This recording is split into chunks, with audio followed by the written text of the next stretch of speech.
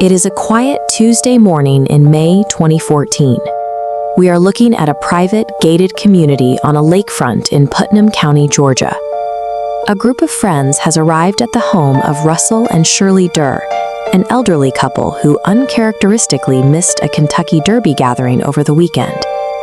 Entering through an unlocked kitchen door, the friends find a house that is entirely spotless.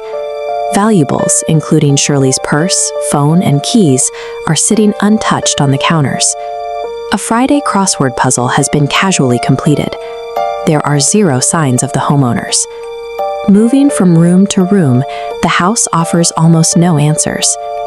The first subtle anomaly they notice is a living room lamp that has been moved into the dark, quiet garage. When the friends step into that garage, they find 88-year-old Russell Durr lying on his back between two parked cars.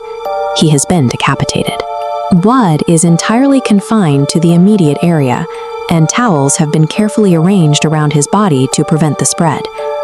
The immediate, urgent complication for arriving officers is Russell's 87-year-old wife, Shirley. She is completely missing. Her cars are still in the driveway, but a sweep of the property reveals absolutely zero signs of forced entry and no evidence of a struggle.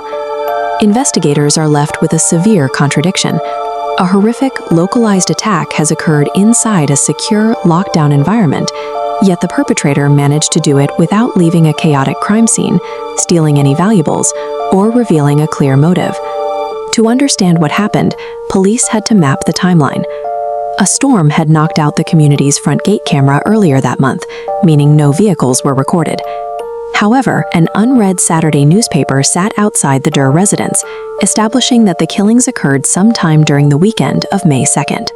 Russell's autopsy results shifted the focus back to the physical violence. The medical examiner noted that the decapitation cut was exceptionally clean. Crucially, Russell's torso showed no fatal wounds. The cause of death had to be an unknown head injury. This diagram maps the forensic findings on Russell's body. Look at the collar. Investigators found gunshot residue isolated right here on his shirt. Surgically removing the head perfectly eliminates the bullet, stripping the crime scene of all traceable ballistic evidence.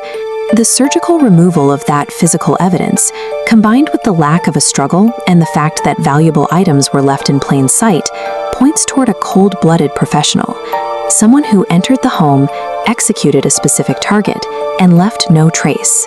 But if we look closer at the crime scene, that highly calculated profile starts to crack, beginning with the misplaced living room lamp found near Russell's body. Even the police had trouble finding the garage light switch during their initial sweep. If the killer had to drag a lamp from another room just to see what they were doing, they were an intruder entirely unfamiliar with the layout of the house. This schematic shows the lake topography dropping 46 feet among submerged trees. Fishermen found Shirley anchored exactly here. She was weighed down with cement blocks, but decomposition simply overcame the amateur weights, causing her body to float to the surface.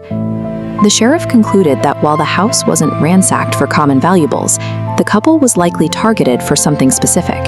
He theorized that the killers believed the Durrs possessed a high-value item, perhaps cash or a hidden asset, and when it wasn't found where they expected, the situation turned into a frantic, localized interrogation. The evidence contradicts a professional hit. A contract killer shoots their target and leaves. They do not risk dragging a body out of a house, loading it onto a boat, driving 6 miles down a public lake, and executing a sloppy, improvised disposal with cement blocks. The investigation quickly hit dead ends.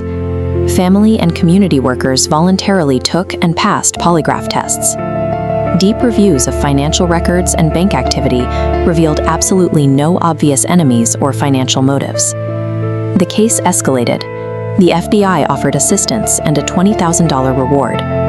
Over 100 billboards went up across the state of Georgia, with half of them blanketing the Atlanta area, asking for any information. The trail sat cold for nearly a decade.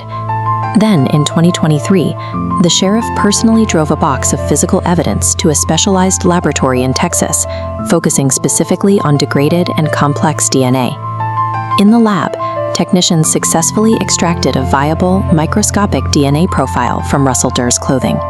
After 10 years of searching, investigators finally have a profile that belongs to neither victim. The sheriff's office now has a modern investigative path forward. By submitting this profile to public genealogical databases, investigators can map the killer's family tree. This technique allows them to find suspects even if they have never had their DNA entered into a criminal database. The killer went to gruesome lengths to sanitize the physical crime scene and hide ballistic evidence. But in the process of committing those acts, they left behind a microscopic trail that modern science is finally equipped to decode.